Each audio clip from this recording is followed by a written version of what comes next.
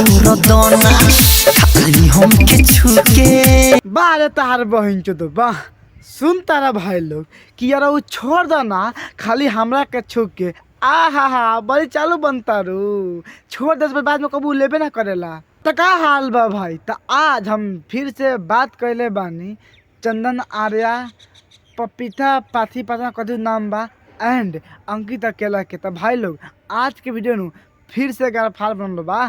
तो ऐसे कहते नहीं भाई लोग वीडियो नु जल्दी से के लास्ट देखा तबे मजा आई। तो वीडियो बना के बस एक ही मकसद बा आ रहेला आप सभी को दिल से हंसाने के लिए, ना किसी को दिल को ठेस पहुंचाने के लिए। तो वीडियो देखम जा, देखला के बाद में भूल जाम जा। तो बिना कोनो बकचोदी के आज के वीडियो स्टार्ट करते हैं।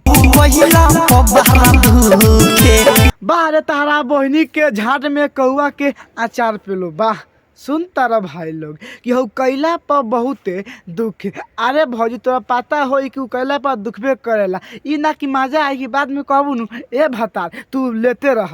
छोड़ दो ना खाली हमके छुके। अपटक ना पेल दो तारा बहनी के झाट में आग लगाओ।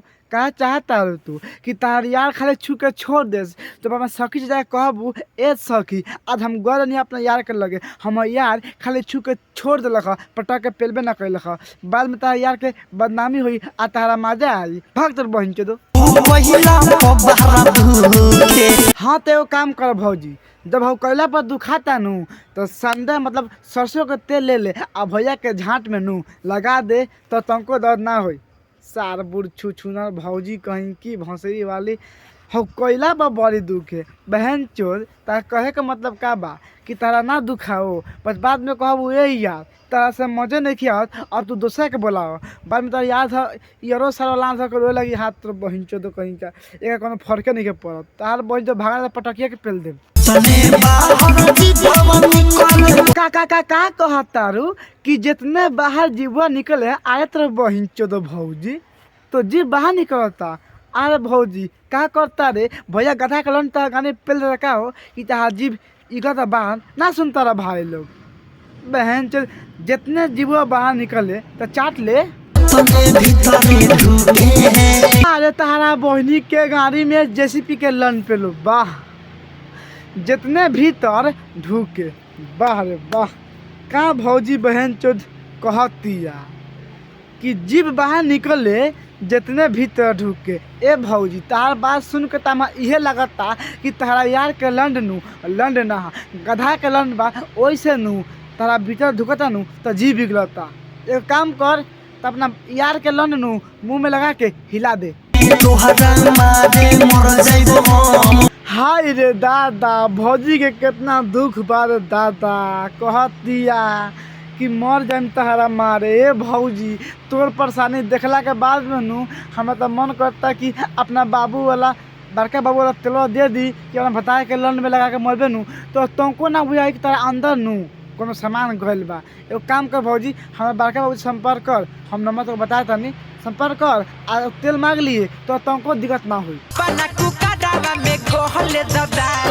अच्छा अपना कुकरवा में गले द दाल। अब देखा भैया ई मतलब ये समय कोनो प्रॉब्लम नहीं के भौजी के कुकर मार सकता रह, भौजी के कोनो सामान मार के अपन दाल बना सकता रह। लेकिन आगे कह और का करबो।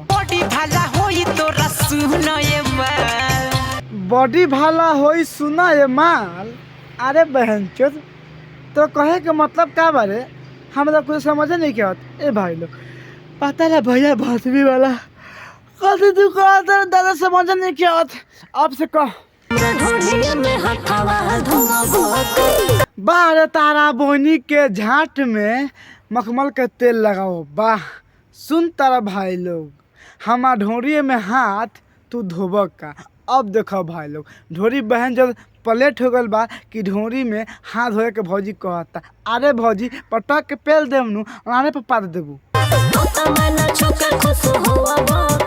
मन होके छुके खुश पता ना बहन चोद भौजी का कहतिया भाई लोग हमारा तो समझे नहीं क्या समझ आता पर हमें कहे नहीं क्या तो कोनो बात ना भौजी कोनो दिक्कत नहीं। लेकिन है तो बात कहत न बारे कि ढोरी में हाथ हमारा धोबा का ई ता बात सुनला के बाद में मन तो कहता पटा के पेल दी। एगो काम कर तू फिर से कहता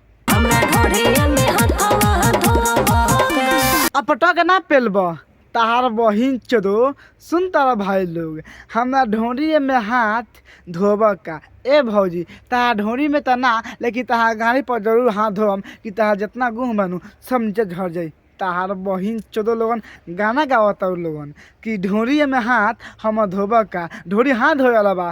ताहार बहिन चोदो तारा पता नहीं के ढोरी नु एक बहुत साफ सुथरा जगह ह ओके बदनाम मत कर गलती से गाड़ी में कोनो गधा के सामान पेल दिनू अटकले रह जाई।